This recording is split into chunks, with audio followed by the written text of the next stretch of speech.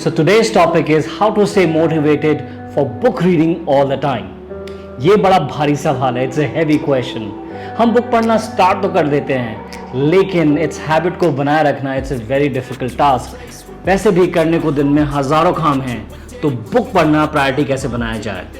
अगर ये सवाल है तो let me give you 6 tips so that you can be motivated to read books all the time.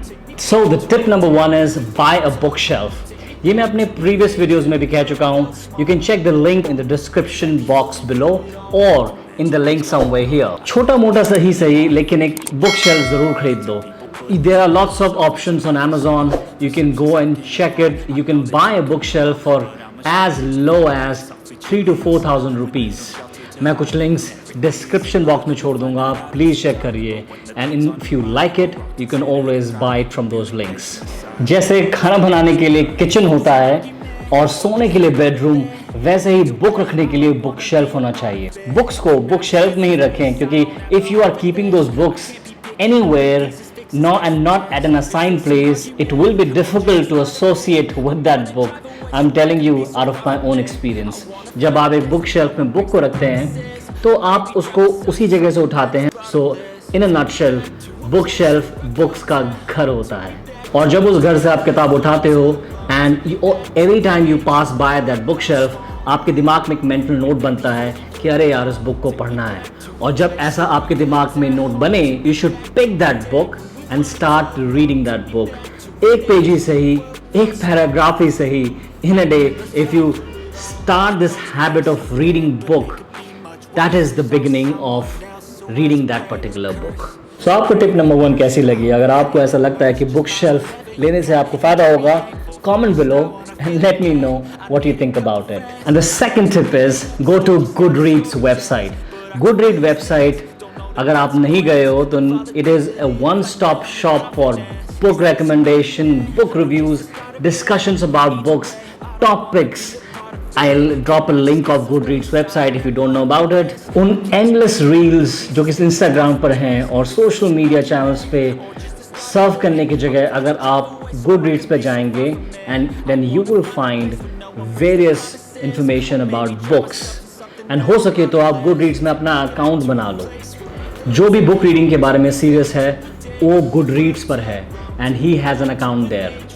Goodreads पर राइट नॉइजेस आपको मिलेंगी बुक्स के बारे में, बुक रिकमेंडेशंस हो जाएं या फिर बुक टॉपिक्स हो जाएं।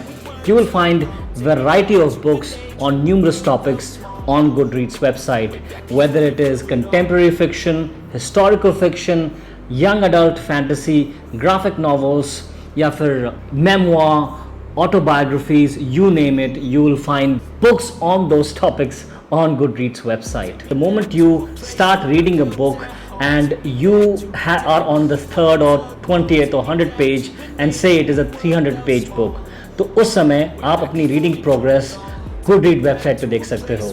जैसे ही आप Goodreads का वेबसाइट खोलोगे, अपना अकाउंट खोलोगे, आप पाओगे कि आपने इतना परसेंटेज पढ़ लिया है और इतना बाकी रह गया है। Which is a very good way to understand how you are progressing. You can also update what is your yearly goal. Say for example in 2022 मेरे Goodreads वेबसाइट पर मेरा गोल है 48 बुक पढ़ने का। I have so far read about 12 books and I'm behind I think by 5 books. So this progress that I'm aware of is what will happen to you जब आप Goodreads website पर अपना account बनाओगे। So please check it out. और जो मैंने points discuss करे हैं, क्या आप उससे रिलेट करते हैं, क्या आप उससे एग्री करते हैं? Please comment in the section below. The third tip is subscribe to a newspaper and underline 5 headlines daily. आप सोच रहे होंगे कि न्यूज़पेपर की हेडलाइंस को अंडरलाइन करके बुक रीडिंग कैसे की जा सकती है। बड़ी अजीब सी बात है तो, लेकिन let me tell you why I am saying this so. तो रीज़न है इंटेंट, इरादा। जब भी आप कोई काम स्टार्ट करते हैं तो इंटेंट, इरादा बहुत मजबूत होना चाहिए, और जैसे जैसे वो इरादा वीक होता है आप उस काम को करना छोड़ देते हैं। Let me give you a real practical example. अगर आप सुबह उठ के जॉब पे जाना चाहते हैं तो आप एक अलार्म रखेंगे, लेकिन जब सुबह होगी और वो अलार्म बजेगा, आपका इंटेंट अगर वीक होगा तो आप उठ नहीं पाएंगे। शायद आप पहले 2 या 3 दिन उठ जाएंगे, लेकिन चौथे दिन it will be very difficult to maintain that routine. वैसे ही हम बुक लेके घर पर आ तो जाते हैं, शायद हम फर्स्ट 5 पेजेस पढ़ भी लेते हैं, लेकिन जैसे जैसे हम 6th या 7th या may be 10th 11th page पर आते हैं, हमारा इंटेंट, हमारा इरादा वीक हो जाता है और हम अपने रूटीन, डेली रूटीन के कामों में व्यस्त हो जाते हैं, जैसे रोटी, कपड़ा और सोशल मीडिया। मजाक कर रहा हूँ, लेकिन मान लीजिए आपका इरादा एक्सरसाइज करने का है और आप जिस टाइम पर भी घर पे उठते हैं और उठते ही आपने 5 मिनट की एक्सरसाइज घर पे ही कर ली, क्योंकि उसमें आपका टाइम बचा, सिर्फ 5 मिनट का टाइम आपने लिया, आपने कुछ इजी स्टेप्स वाली एक्सरसाइज कर ली। उन एक्सरसाइज को करने के बाद आप देखेंगे कि आप एक रूटीन में आ रहे हैं और आपका इरादा धीरे धीरे मजबूत हो रहा है, क्योंकि it's pretty easy to do.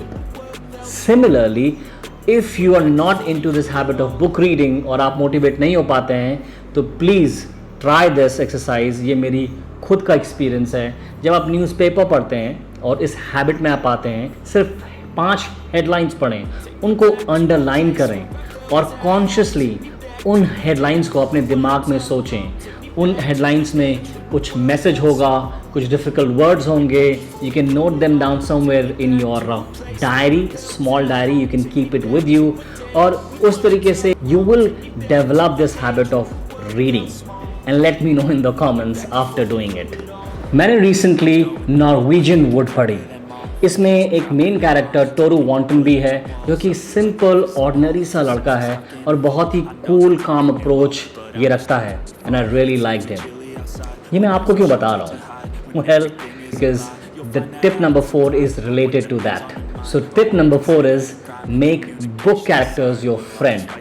ये थोड़ा डीप हो गया है, राइट? लेकिन अगर आपको बुक रीड करने की हैबिट को कंटिन्यू करना है और अपने आप को हमेशा मोटिवेट रखना है, तो you need to make book characters your friends. इनको अपने दिमाग में जीवित रखिए, keep them alive in your head, read those characters and enjoy their company.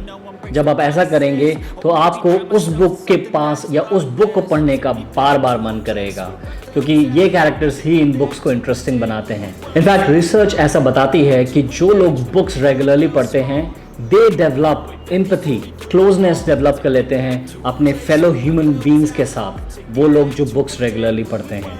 तो आप भी बुक्स रेगुलरली पढ़िए, and the moment you start doing it, those characters will become your friend, और जितना ज़्यादा आप उन्हें याद करेंगे, उतना ज़्यादा आप उन बुक्स को पढ़ने के लिए मोटिवेट होंगे। Tip number 5 is reread your favourite books. मैंने Norwegian Wood, the Great Gatsby, the Fountainhead और बहुत सी बुक्स हैं जो एटलीस्ट 2 से 3 बार मैं पढ़ चुका हूँ। ऐसा मैं इसलिए कर पाया क्योंकि उन बुक्स में कुछ पावरफुल लाइन्स, सब प्लॉट्स, कैरेक्टर्स और कुछ चीज़ें ऐसी थी जो मुझे बार बार उन बुक्स को पढ़ने में इंटरेस्टेड बनाती थी। It's like I am having a ball of a time, a good time reading those books. तो आप अपनी फेवरेट बुक्स पढ़िए। I am telling you, it's gonna work wonders. देखिए, उससे 2 फायदे होंगे। तो सबसे पहले आप उसको बिना किसी एफर्ट के पढ़ेंगे, प्लस आपके वर्ड्स जो कि आप उन बुक्स में पढ़ रहे हैं बार बार रिपीट होंगे, तो उन वर्ड्स की नॉलेज बढ़ेगी।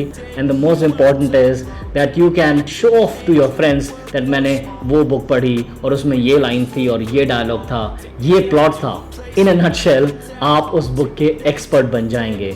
Let me give you an example. I recently read a book called When the Blackbirds Fly, and in that there's a line that I am scared of past, I am totally ignorant of the future, but I love present and I want to be there. जब आपको ऐसी लाइनें याद रह जाती हैं तो वो बुक को आप कभी नहीं भूलोगे। And I've talked about this book in my previous video. You can check the link somewhere here or in the description box. ये एक amazing book है। तो एक बार आप बुक एक्सपर्ट बन गए तो बुक की डिस्कशन करना ज़रूरी है और लोगों के व्यू पॉइंट उस बुक के बारे में जानने के लिए ज़रूरी हैं।